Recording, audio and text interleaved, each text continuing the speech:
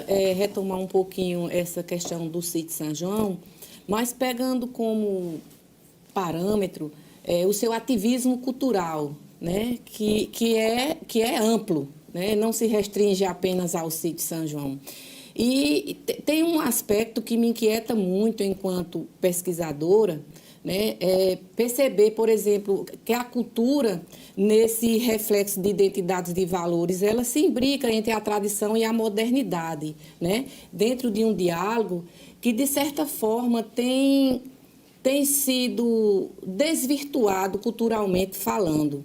E aí eu fico pensando, João, como você, enquanto ativista cultural e com esse projeto grandioso que é da Vila Sítio São João, pode trazer esse diálogo, né, da tradição e a modernidade ao mesmo tempo, sem, contudo, perder esses valores, né, e nem a diversidade cultural que a gente precisa respeitar dentro desses valores.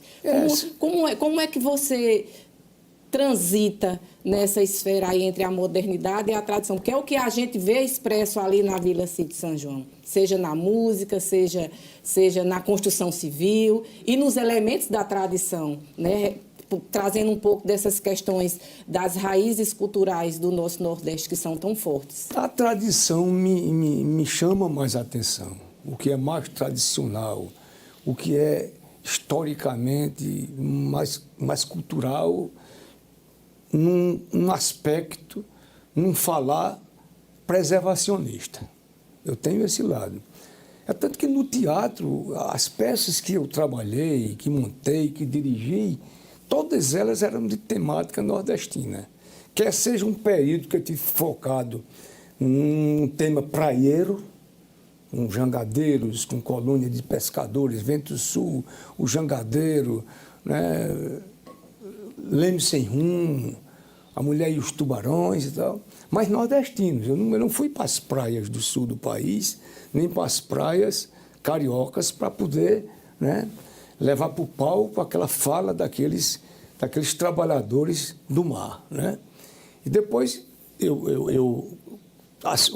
depois eu mudei a temática para um Nordeste mais central, mais, né? Aí vieram as peças de Luiz Jardim, Isabel do Sertão, né?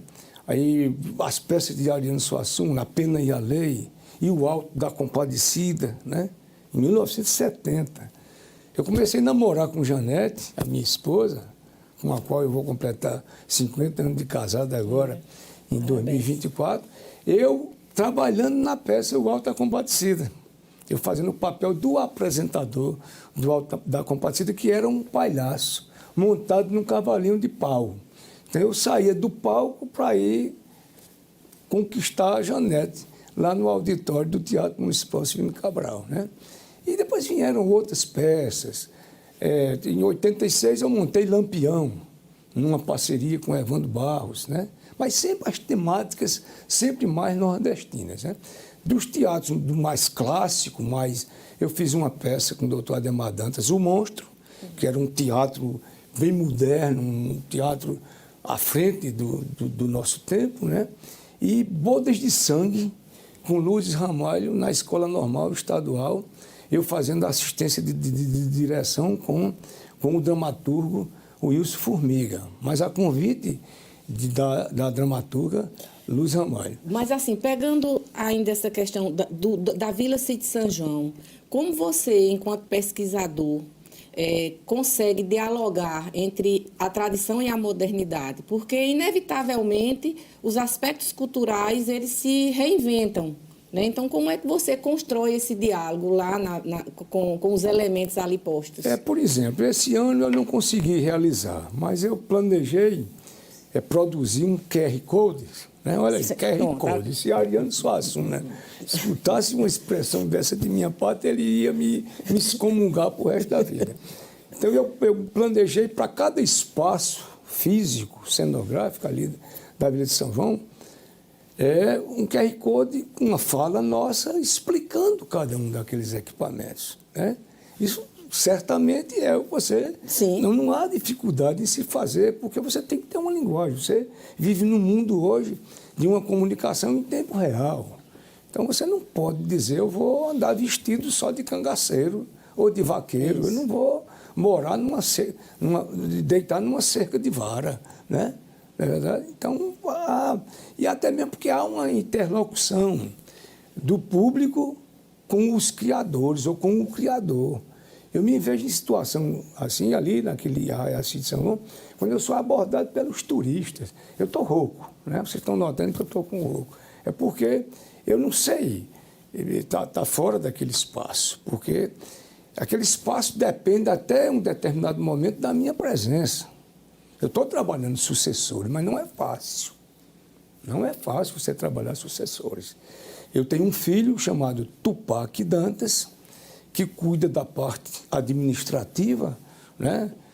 Com custos, com a operacionalidade, enfim. E eu tenho a obrigação, eu gostaria de estar cuidando da minha aposentadoria, minha de Janete, viajando, indo de um lugar para outro, viver o meu tempo, porque, afinal de contas, eu já trabalhei demais e sou um aposentado hoje. Mas eu ainda não me vejo assim, no momento certo de me afastar de vez daquilo ali, tá certo? Eu dou ali uma consultoria permanente, para evitar que alguém faça uma intervenção, um patrocinador. Enquanto um prédio daquele que tem uma arquitetura, né? Que mostra uma arquitetura que se apresenta como uma arquitetura rural, semi-rural ou colonial, e chega lá, coloca uma placa, aquela intervenção fica, o outro faz da mesma forma, e aí o projeto vai perder toda a sua cara, né? Então, eu estou ali brigando, eu estou ali numa briga para não perder essa condição de preservar a história, né? Pelas suas expressões, né? Tanto a arquitetura como a poética, a musicalidade. Há uma parte ali do Arraial de São João que eu não vou nem lá. Eu acho que vocês sabem, né? Eu não vou nem lá, eu fico baixo, né? Cuidando de outra linguagem, cuidando. Eu sou abordado por pessoas, por estudantes, universitários, pesquisadores, historiadores de outra região, né, que me faz certas perguntas e eu tenho que estar preparado para respondê-las. Eu digo que o Arraial de São João, na sua singeleza, é um passeio que você faz pela história do Brasil pré-descobrimento. Tem um elemento ali, nós temos um elemento ali no sítio de São João, que é pré-descobrimento. Cabral, quando chegou nas costas da Bahia, encontrou o índio com a sua indústria, com a sua casa de farinha. A casa de farinha não foi inventada por colonizador. A casa de farinha foi inventada pelos índios, que já tinham na mandioca uma fonte virtuosa de se alimentar. Porque comia a mandioca com o peixe, com o mel silvestre, a fruta silvestre, a caça, né? E foi isso que chamou a atenção do colonizador, copiado no tipiti de peso, que era um artesanato feito de forma cilíndrica, muito inteligente e uma peça bonita, que era o que espremia a mandioca para tirar o líquido ácido, né? Que leva, inclusive, à morte, se a pessoa ingeri-la em algum momento, certo? Para criar aquele engenho de pau. Para quê? Para aumentar a produção de alimento para a colônia que já estava, né, crescendo, né? A população estava aumentando. Então, foi aquela casa de farinha primitiva do índio, que serviu de inspiração para o colonizador ter a sua casa de farinha, que foi a indústria, e a primeira indústria do Brasil. Que aquela indústria, o engenho de pau de fazer farinha, que sustentou, que atendeu a demanda alimentar da indústria do ouro branco, que foi o açúcar. O Brasil foi o maior produtor de açúcar do mundo, sem nenhuma tradição de colher trigo ou plantar trigo. Então, o colonizador teve na mandioca o trigo que eles não tinham lá na Europa. E foi esses derivados da mandioca, né, que fez com que os engenhos, né, pudessem produzir, porque no século XVI já existia engenhos aqui nas costas de Pernambuco e Paraíba com 600 almas. O massacre de Tracunhaém prova isso. Quando os potiguaras invadiram Tracunhaém, no limite de Paraíba, hoje com Pernambuco, morreram 600 pessoas. Quer dizer que morreram todos? Em torno daquele engenho tinha muito mais de 600 pessoas, porque houveram os